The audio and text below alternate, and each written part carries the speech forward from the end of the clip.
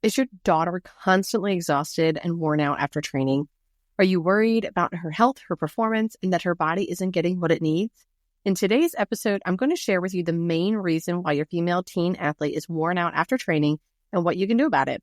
Nutrition is imperative for proper recovery. After today's episode, you will have a clear understanding of what you can do to help her so she has lots of energy and she's prepared for her next training session. So grab a pen and paper as usual so you can take some notes, and let's get started. Do you wish you could look like you train as much as you do?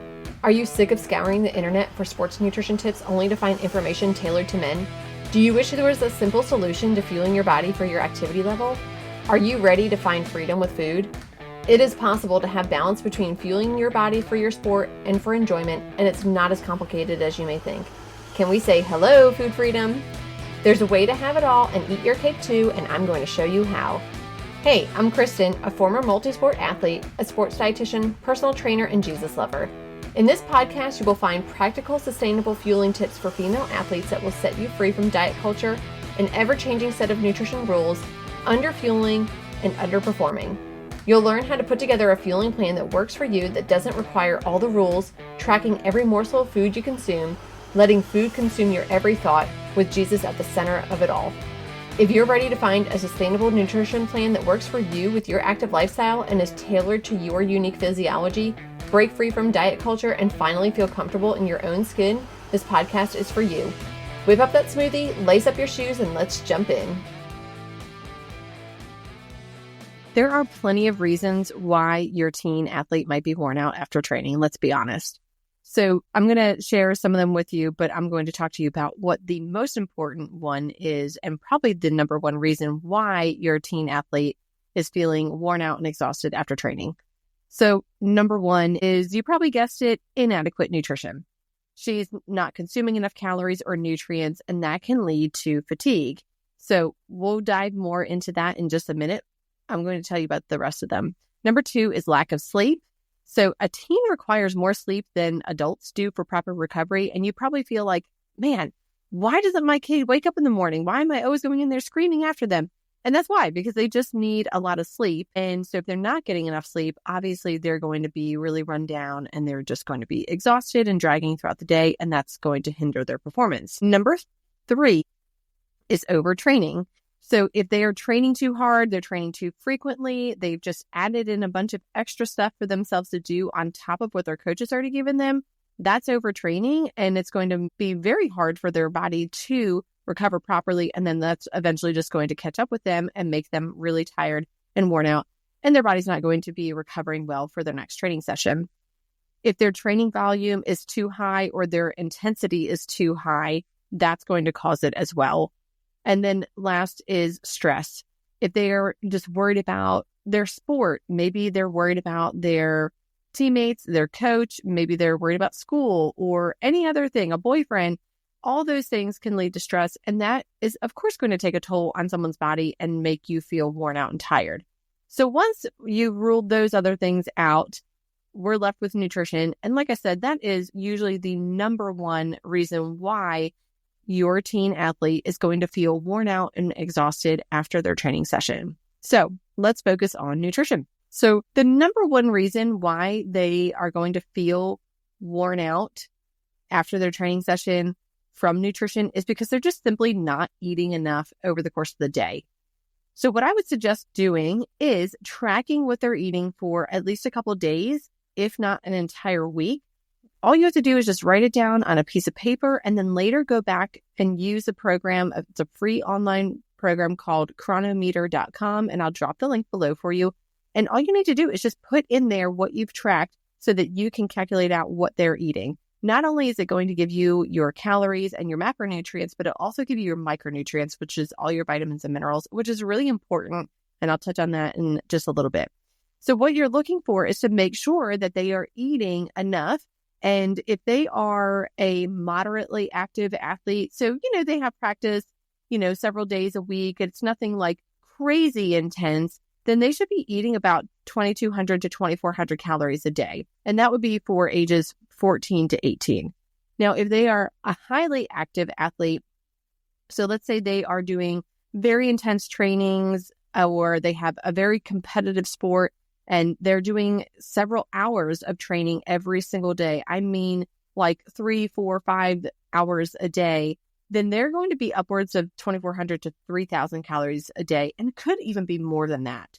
But just to kind of give you an idea of where they should be. So if you have found that they are not eating enough, what I would suggest doing is going back and listening to my last podcast episode, which is how to get your teen athlete to eat more. And that episode will lay out exactly how you can get more calories into their diet and basically allow them to eat more throughout the day and recover better from their workouts. So I will drop that link below for you as well. Number 2 is they're not consuming a pre and post workout snack, or they might also need an intra workout snack. An intra workout snack is kind of a new term. So basically what that means is that they are having a snack during their training, or sometimes they might have a back-to-back training. So maybe if they play one sport and then they have the other sport right after, they're going to need a snack in between those 2 training sessions. So a pre-workout snack is really, really important because that's going to provide them with energy. That's going to provide them with energy going into their training session. And so you want to make sure that their pre-workout snack is going to be rich in carbohydrates, and it's going to provide also some protein as well. They don't need a ton of protein, but like 10 to 20 grams of protein before is going to be fine. And then as far as their carbohydrates go, that can really range depending on their size and as well as how soon before their training session they're going to be eating. But just to give you an idea, somewhere in the neighborhood of 30 to 60 grams of carbohydrates. So this is basically going to help to maintain performance and energy levels during their training session. It's also going to help prevent muscle breakdown during their training session. So if they haven't eaten anything, their body needs to get a fuel source from somewhere. So guess what? It's not going to pull it from fat. It's actually going to pull it from their muscle mass. That is going to be the body's preferred fuel source over your own fat stores, believe it or not. So they're going to experience more muscle breakdown, which is then going to contribute to more muscle soreness. Plus, they're not going to be performing well during their training session, and they're going to get muscle loss over the course of, their training career. We want to make sure that they are getting in enough calories and getting in a pre-workout snack to prevent that from happening. Now, post-workout snacks are going to provide also calories and nutrition to provide muscle recovery. So after exercise, the body needs protein. It also needs carbohydrates. Protein is going to basically help repair the muscle, and then carbohydrates is going to be put back into the muscle and the liver as a fuel source, a storage form of a fuel source, which is glycogen. And so we want to make sure that they are getting plenty of protein and carbohydrates after their training session. If you're not sure where to start on that, I do have a podcast episode on that as well, and I will drop those links below for you. So if you're not replacing protein and glycogen after a training session, or your teen is not ideally within 30 minutes, if not an hour, several consequences can occur. Number 1 is decreased energy levels. Number 2 is impaired recovery. Number 3 is increased muscle breakdown. Number 4 is decreased performance.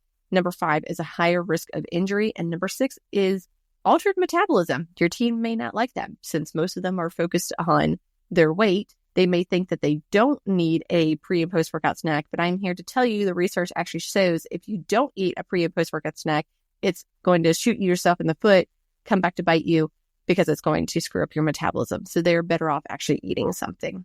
And of course, muscle soreness. So moral of the story is they need a pre and post workout snack every time before and after they train. I don't care how short it is or how long it is. They need to eat before and after, and no 100-calorie little granola bar is not going to cut it. Go back and check out those podcast episodes on pre and post workout fueling. Number 3, third reason why your teen is worn out after training is they're dehydrated. Dehydration can actually cause your body to just feel exhausted because it's not delivering the nutrients to their body. You need fluid in your body to deliver nutrients to your working muscles and to all your organs. And so basically, when you're dehydrated, you're not performing very well. Your body's not performing very well in its bodily functions, and that can slow down the recovery process. It also is going to decrease muscle function. So you need adequate hydration for maintaining muscle function. And so dehydration is going to lead to cramps and fatigue and decreased strength, and that's going to make it difficult for your muscles to recover optimally. Next up is reduced blood volume. Obviously, if you're not drinking enough, you're just not going to have enough fluid in your body, and that's going to cut from your blood volume. Now, blood carries red blood cells. Red blood cells is going to carry oxygen to your working muscles. So if they are not drinking enough, guess what? They're not getting oxygen to their working muscles, or they're not getting enough of it. And that can hinder recovery and also prolong soreness after. Plus, it's going to make their performance go downhill. Also, it's going to increase their perceived effort during training. So just a 2% reduction in their body weight from dehydration can actually correlate to a 20% reduction in their performance, which is huge. So if your team is trying to get a leg up on their performance, they might just need to drink more. It's also going to slow their metabolism, and it's going to cause hormonal imbalances. So things like cortisol and growth hormone that can hinder the recovery process. And then last up is impaired thermoregulation. So basically, hydration is vital for regulating body temperature, and dehydration can lead to overheating, which can negatively impact performance and their recovery. So a good rule of thumb is they need to be drinking half of their body weight in ounces of fluid every single day. If they're not drinking that much, chances are they are dehydrated. Another thing that you can have them look for is when they pee, look in the toilet, and if it looks like apple juice or really darker than lemonade, then they are dehydrated. So that's something that they need to work on. And if they feel like, oh, I'm just drinking a ton of water every day and I'm still having these issues, then they could just add a little pinch of salt to their water, and that's going to help to their bodies to rehydrate better. Sometimes if they just drink so much water, it flushes out their electrolytes, and that can actually make dehydration worse because you need salt in your body to retain fluid. So if you're just flushing out the salt, you're not going to retain the fluid. Now, if salt in their water does not sound very appealing, that's totally fine. You can use an electrolyte packet, but I'm here to tell you, you don't need much salt in your water and you really can't taste it. And you can also add a splash of lemon juice or lime juice to it to flavor it. All right, last up in the 4 reasons why your teen athlete is worn out after training is they are deficient in 1 or more vitamins or minerals. So the way that you're going to figure this out is, like I said, keep track of their diet for about a week, put that in Chronometer, and it will spit out all the micronutrients that they need and where they are in their intake compared to what their needs are. So it'll actually give you a nice little graph or a little bar graph, and it'll show you if they are in the green or if they are in the red. If they are in the red, they're not taking in enough. So the first and foremost mineral that we're always concerned about with female teen athletes is iron. And iron is responsible for the formation of hemoglobin. And iron deficiency anemia can really cause someone to be very, very tired. That can decrease their endurance and their performance. And so female teens that have heavy menstrual periods are especially at risk. Runners are at risk because of foot strike hemolysis. And also just sweating a lot can put them at risk of iron deficiency because they sweat out iron. So make sure that they are getting in plenty of meat. Shellfish is a great source of iron. But like I said, look into Chronometer and make sure that they are actually getting in enough. And if they're not, then just start boosting those iron-rich foods. Like I said, meat, any type of shellfish, beans, whole grains. Those are all going to help with increasing their iron. Number 2 is their calcium. So calcium is important for muscle function. And if they're not taking in enough calcium, then what can happen is it actually prevents their muscles from connecting and contracting. And so all those muscle fibers basically connect to each other and they pull each other shut. So you can kind of think of it like a rubber band. When you pull it and it snaps, that's what their muscles are going to do. But you need calcium to cause that contraction. And so if they are not taking in enough calcium, well, then it's actually going to affect their performance, but then it's also going to affect their recovery afterwards. And it's also going to negatively affect their bone health. So calcium, of course, dairy products are a great source of calcium. You can also use leafy greens. Those are also a good source, not as good as dairy is, but still works. Or if they're into this, they could eat canned salmon that has little bones in it, and you can actually get calcium from that. I don't know too many people that are down for that, but it's possible. Next up is vitamin D. Vitamin D is actually crucial for calcium absorption, so make sure that they're getting in vitamin D. The best source of vitamin D is just to go out in the sunshine for 30 minutes every single day between the hours of 10 and 2. Next up is magnesium. So we talked a lot about calcium and how that is going to play a role in muscle contraction, but you actually need magnesium for your muscles to relax. So if your teen's not taking in enough magnesium, it's going to really hinder their muscles relaxing, and then so just their overall muscle function, but then also their energy production. And they'll notice that they get more muscle cramps, fatigue, and impaired recovery. And it also is going to play a role in protein synthesis, which is vital for muscle repair, which, you guessed it, is going to play a role in recovery. Next up is vitamin C. So vitamin C is important for collagen synthesis and immune function. So vitamin C can hinder recovery from injuries and increase the risk of illness.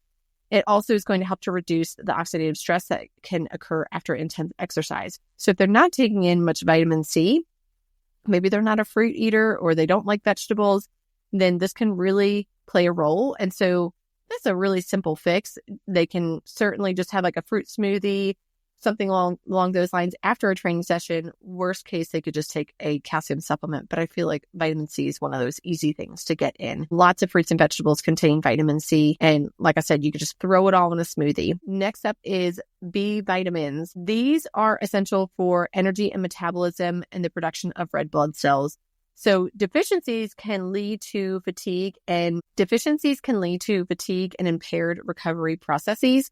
So this is probably the number one thing that I think most people think about, especially if you have a daughter that's a vegetarian or a vegan. But this can really affect any teen athlete. And if they are not getting in enough B vitamins, you will notice that they are just tired all the time. Some good sources of B vitamins include eggs, meat, fish, dairy, leafy greens, beans, peas, and nutritional yeast. So nutritional yeast is one of those things that you could kind of sprinkle on anything and they're not even going to know that it's there. But if they are vegetarian or vegan, they're going to stick more with the beans and the peas and stock up on that nutritional yeast. If they are not vegetarian or vegan and they do eat meat, great. Then just incorporate a little bit more meat into their diet. And that's also going to help with the iron, which is a win-win. The last one that we're going to touch on is zinc. And zinc is important for immune function and protein synthesis. It also can, if you're deficient in it, can slow down recovery and increase susceptibility to illnesses. It's going to play a role in muscle repair. So we want to make sure that they are getting in enough zinc. Unfortunately, there's not really a good way to test for zinc, but the best way to know is just increase their zinc intake, and then you would know if it's helping or not. So the best sources of zinc are going to come from meat. So things like shellfish, like oysters, clams, mussels, any type of beef, chicken, pork, eggs. And once again, if they don't eat meat, they can stock up on beans, nuts, seeds, legumes, whole grains. Those are all going to have a good amount of zinc in them. Not quite the same as meat, but it's still going to help with stocking up on those things. Now, if you feel completely overwhelmed and confused, so in essence here, the best thing that you can do to help your female teen athlete in making sure that she is getting the nutrients that she needs so that she's not worn out after recovery is to keep a food journal for about a week, at least a couple of days. Go into Cronometer.com, track what she's eating, and see where she falls. If you notice that she is just deficient in everything, she's not taking enough of all of her micronutrients as well as her macronutrients, then go back and listen to my last podcast on how to increase the amount of food that your teen athlete is eating. And certainly, if you're still confused and you don't know how to help her, give me a call, send me a message. All you need to do is go to my website, sign up for a free, no obligation consultation. This is just a time for us to chat about what is going on, where the struggles are, what the goals are. And then from there, I can explain how I can help you and help your teen daughter get back on track with her diet so that she has lots of energy and she is performing well and her health is optimal. I will drop the link below for that as well of how to schedule that. But like I said, it's just a free consultation, a time for us to talk and get things started for you. Hey friend, if this podcast inspired you, encouraged you, or changed you, I would love for you to leave me a review and share it with a girlfriend who will find it helpful or inspiring. That is the best way you can thank me and help me share my knowledge so I can help more people just like you. I'm so thankful that you spent this time with me today, and I'd love to connect with you. Join my Facebook group, Female Sports Nutrition, or send me a DM on Instagram, or hop on over to my website, EliteNutritionPerformance.com. I'll see you back here next week.